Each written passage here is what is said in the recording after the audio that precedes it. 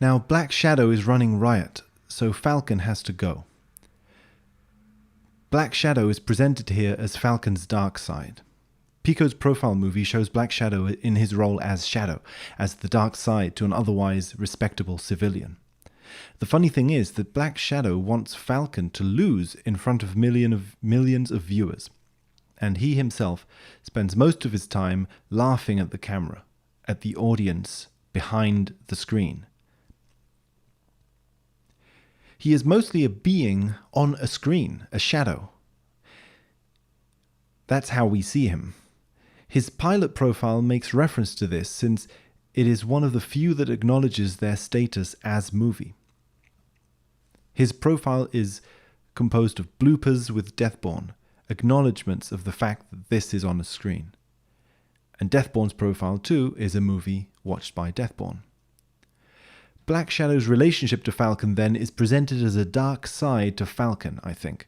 The game toys with the idea of good and evil being interdependent in a yin-yang relationship, and Falcon must find balance between those forces. It could also be said, even,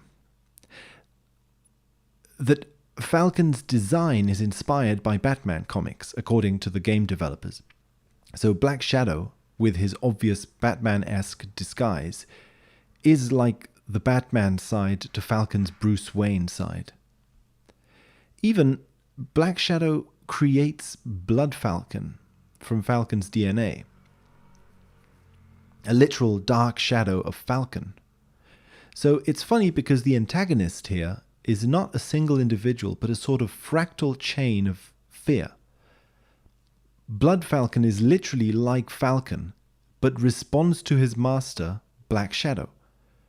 Black Shadow, however, responds in fear to Deathborn, who turns out to be Falcon's final rival in the story mode.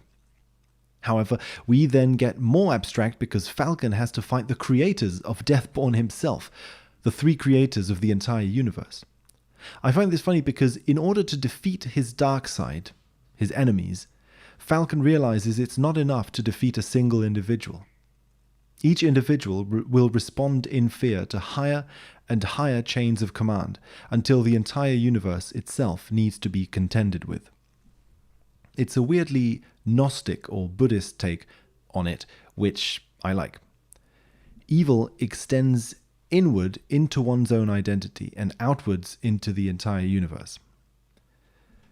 So Black Shadow and Deathborn both acknowledge their role as actors in a movie, and the fact that their reality is a movie within the game's logic, that is also acknowledged by them. So Black Shadow, as I said, is a screen, a mask. The mask Bruce Wayne wears as Batman, the violent, non-conformist part of oneself one doesn't want others to see. Jack Levin, the archetypal young guy here, could be read, if the games are inspired by Batman comics, as Robin, the Robin to Batman, the older, more experienced man. Levin in Japanese sounds similar to Robin, which I think is why his machine is the Astro Robin. In that case, what happens here is interesting. Jack says hi to Falcon, who proceeds to disguise himself as a superhero behind a mask.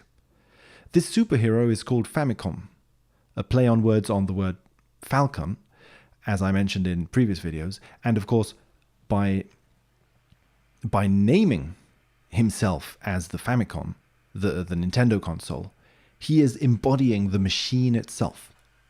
The machine and the screen we're using to play the game. It is the machine, Mighty Gazelle, who bumps into Silver and makes him lose his coin, which rolls towards Falcon, as if fated.